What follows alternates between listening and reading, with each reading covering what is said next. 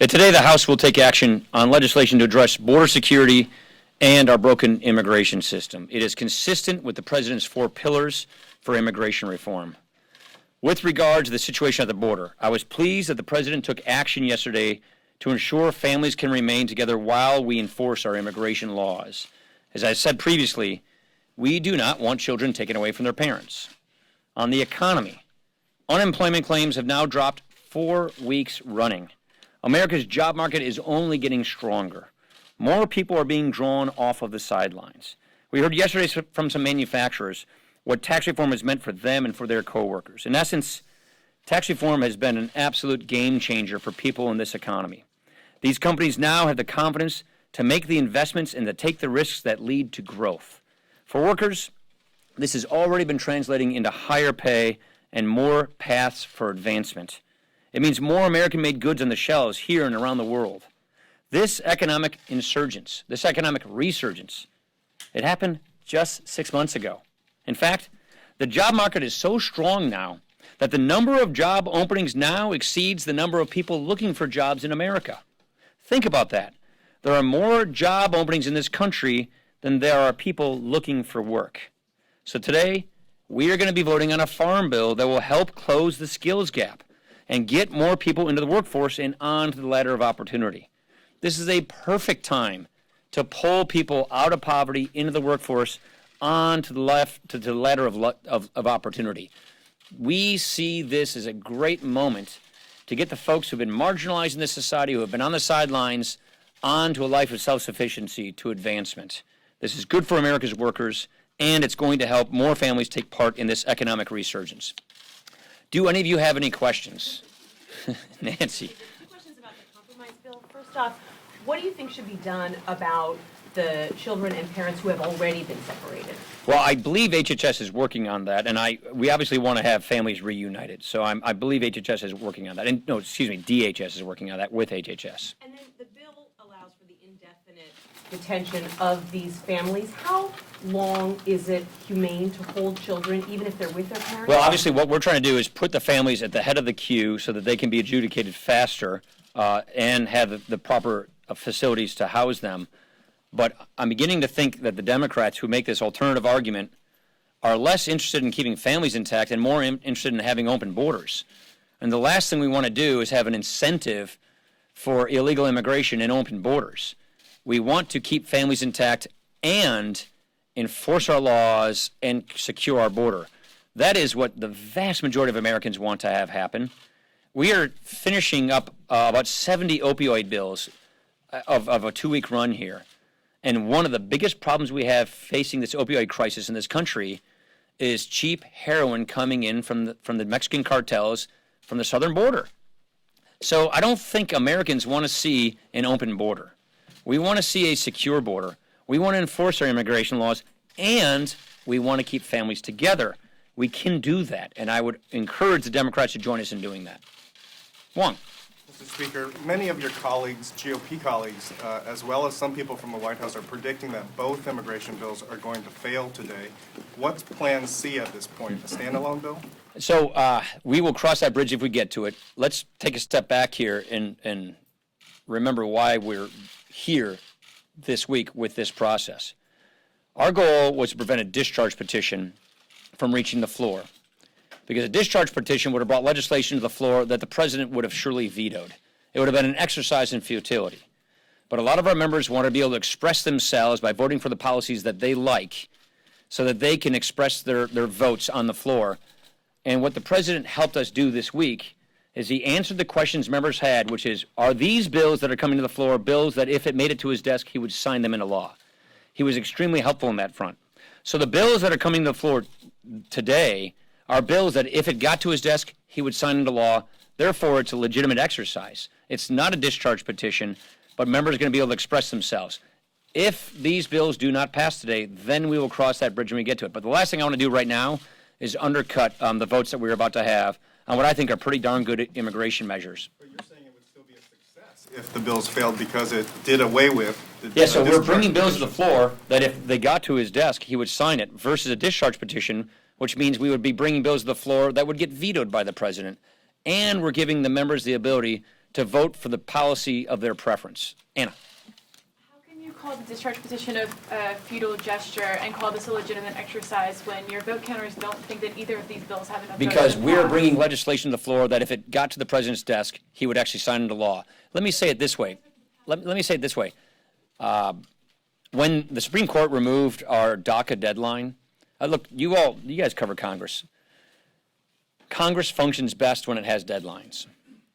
And when the Supreme Court removed our DACA deadline, the Democrats took a walk. And they basically did not participate in working on solving these problems.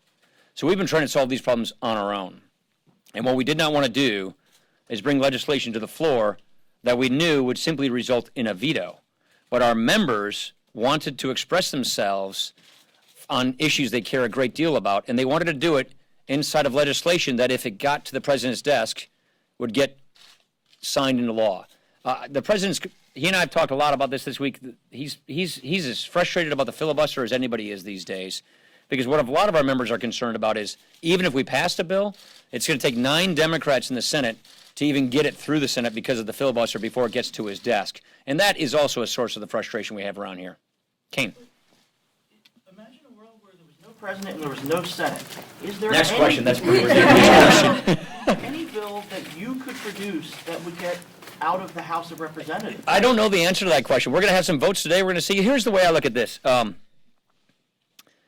DACA is broken. The immigration system is broken. The border is not fully secured. These are facts. They need to be solved. And at the end of the day, I really believe we will come back around. If a bill doesn't pass today, we're going to come back around to the president's 4 pillars. Because the president put out an extremely reasonable plan of his 4 pillars on how to solve some of the thorniest immigration issues that have been plaguing us for a long, long time. Hey, don't forget for a second here, when Barack Obama was president, for a while he had 60 votes in the Senate and a huge majority in the House, and he didn't do anything to fix the broken immigration system. Nothing. And they had total control of government. So here we are with filibusters galore in the Senate trying to fix this problem when the Democrats have taken a walk on this thing. So I think at the end of the day, when push comes to shove, when deadlines come around, we're probably going to end up with the president's 4 pillars. Okay, I'm calling on you because you won. I know. Thank you very much. And I hope you're happy that our members threw this game to you guys. Out of deference and respect for the First Amendment. We can use all the respect we can get. Why should what the president wants override what the House Republicans want and can pass? The House Republicans want what the president wants because we want to secure our borders. We want to have a nation of laws that is enforcing the law, and we want to fix the broken immigration system. And by the way, when we pass legislation around here, we'd like it to go into law. That's kind of important. And therefore, you want to make sure you're bringing bills to the floor that would have the president's support if it got to his desk. That's the conversations we've had this week. Baraboo. Confident that the discharge petition is a dead issue at this point if these votes do fail? The promise and the goal was always, we were never going to be able to promise an outcome, but we could promise an effort and a fair process, and that is what is being delivered on today. Yeah. Thanks, Mr. Speaker. Republicans have talked a long time about the problems with the immigration system, and if you are able to pass either of these bills today, it would be the first time Republicans had been able on their own That's right. to pass a more comprehensive immigration bill.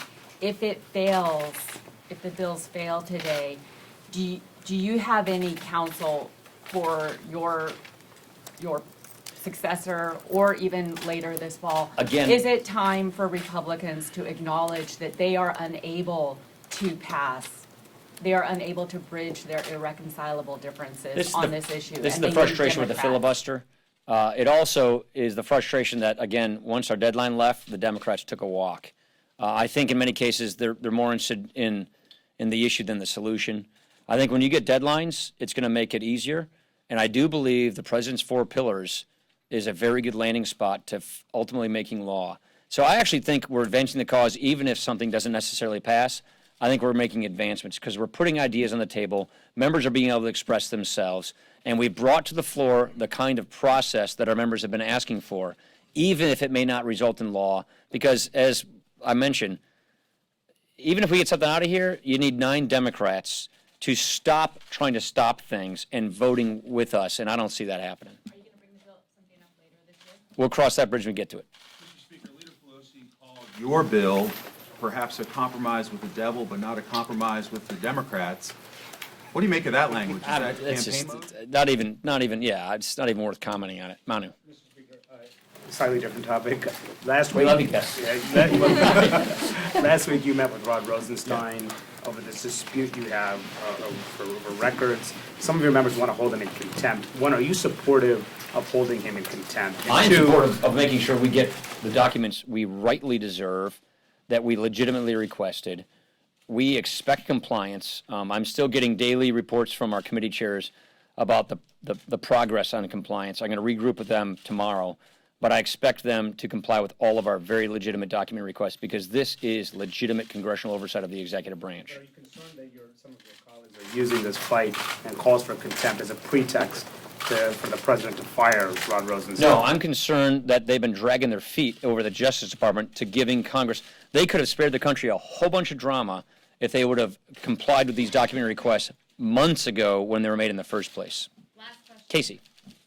Speaker, to follow up on what Lisa was saying, is immigration the new third rail for Republican politics? Are you destined to fail? How many third rails do we have these days in politics? There's a bunch of third This rails. seems to be the hottest one.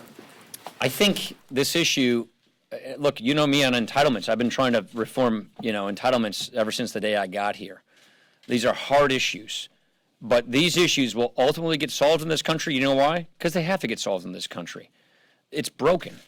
Our immigration system's broken. We have a lot of problems that are broken. I do believe we're advancing really good ideas today with the votes we're having, and I think these are the seeds that are going to be planted for an ultimate solution, whether they get through today or they get through tomorrow or the day after that. These are good ideas that are going to ultimately show a way forward on this. But the Democrats, I think, basically decided to take a walk when the deadline went away. And I think what we will ultimately get at the end of the day is something that looks like the president's 4 pillars. Thank you very much.